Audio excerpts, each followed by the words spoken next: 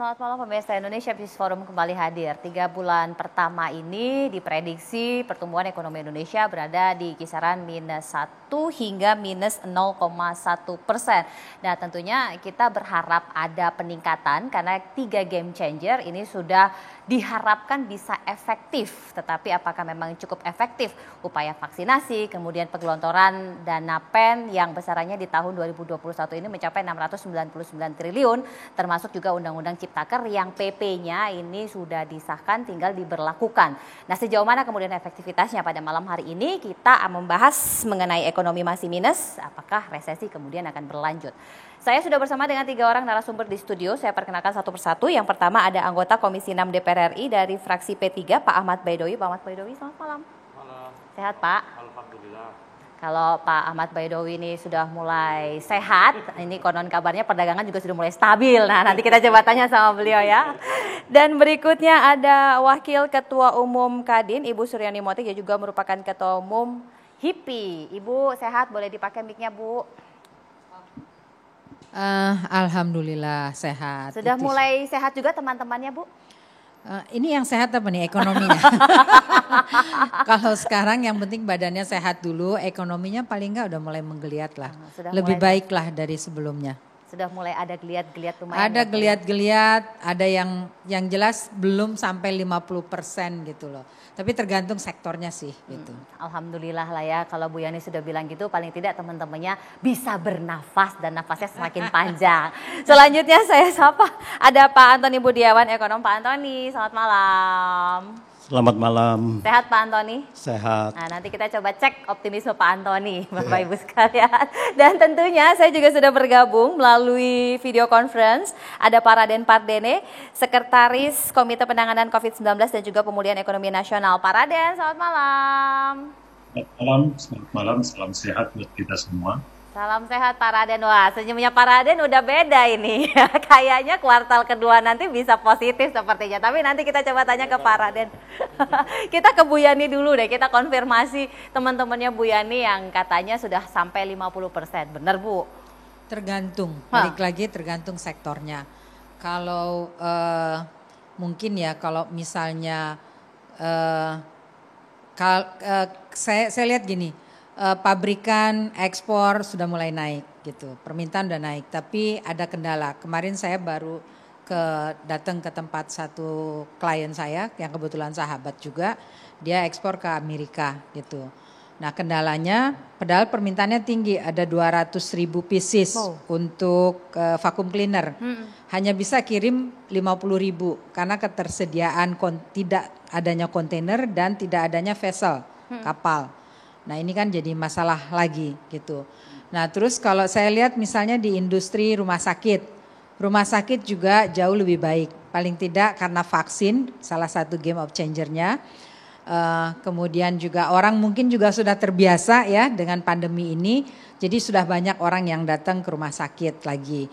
Tapi balik lagi dan itu sebenarnya trennya sudah membaik di bulan Juli. Sekarang lebih baik lagi tapi masih juga belum sampai normal, masih di 60-an% lah kalau dilihat rata-rata.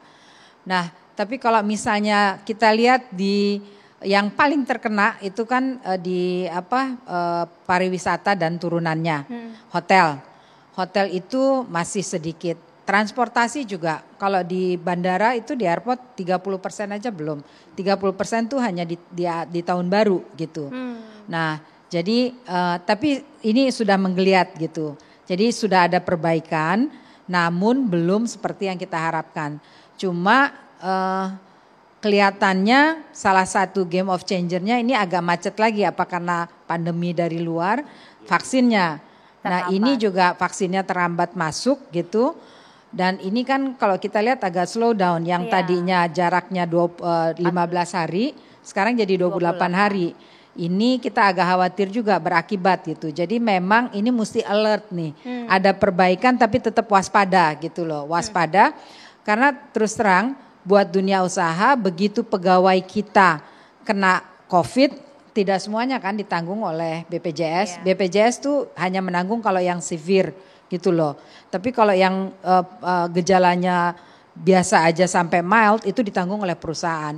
dan kos kita cukup tinggi perusahaan untuk biaya-biaya pegawai. BPJS untung tapi perusahaan tambah rugi. Nah itu yang jadi catatan juga tuh. Yang kadang kalau orang lupa gitu loh. BPJS mengumumkan BPJS Kesehatan untung tapi kita rugi karena kita yang nanggung gitu loh.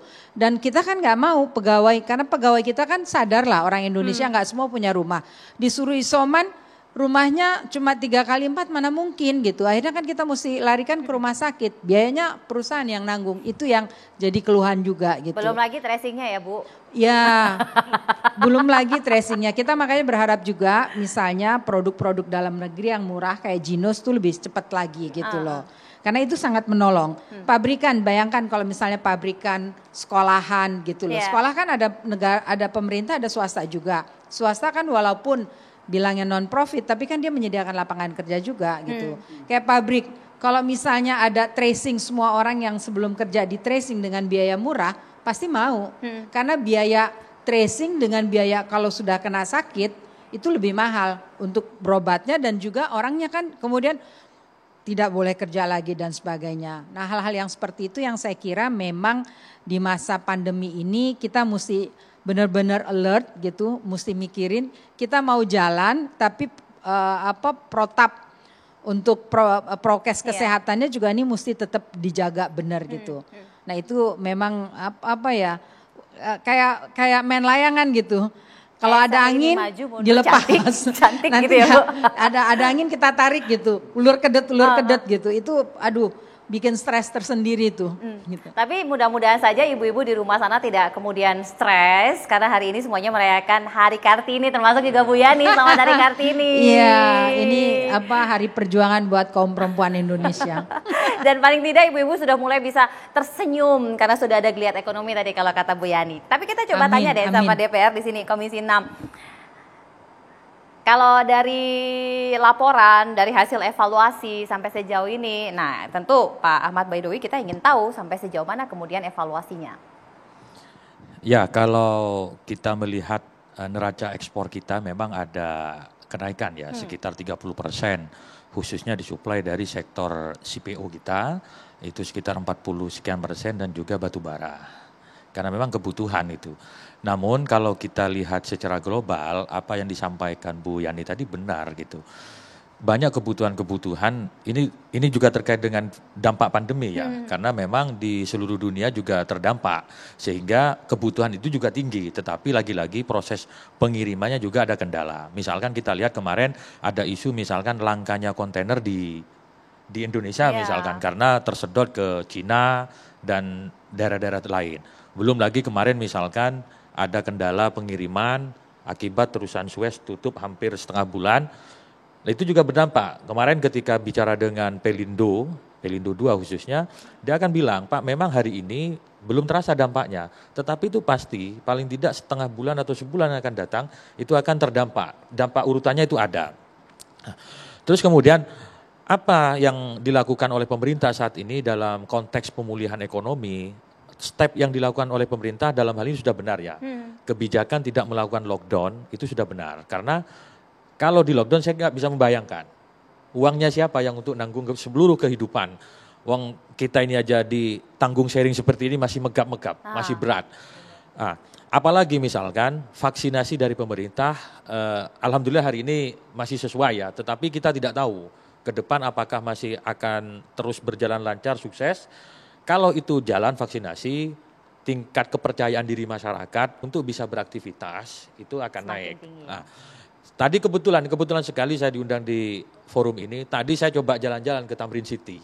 Ya memang ada menggeliat di tekstil, di batik semua. Belanja lebih awal Bu. Orang belanja lebih awal karena ada isu, ada kebijakan tanggal 6 sudah tidak boleh mudik.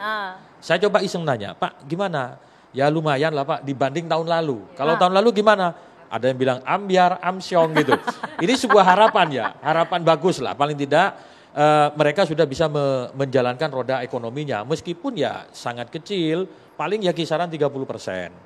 Dan tahun ini karena Indonesia sudah mengantisipasi dari aspek peraturannya, bantuan dari Presiden yang BUPM itu, yang dikenal dengan Banpres, itu kan sudah mulai didistribusikan. Kalau yang tahun lalu, kenapa di kuartal ketiga dan kuartal keempat, itu juga masih minus banyak, ya salah satunya karena apa? Di antaranya stimulus dari pemerintah itu telat. Hari ini sudah mulai meskipun jumlah stimulusnya dari pemerintah mengalami penurunan 50%. Ya sekitar 1,8, 1,6 atau 1,8 sekarang. Tetapi seringkali di lapangan, mohon maaf ya di lapangan, lebih banyak yang seharusnya untuk menstimulan belanja produktif, temuan ini tidak semuanya, justru stimulus dari pemerintah itu untuk belanja konsumtif.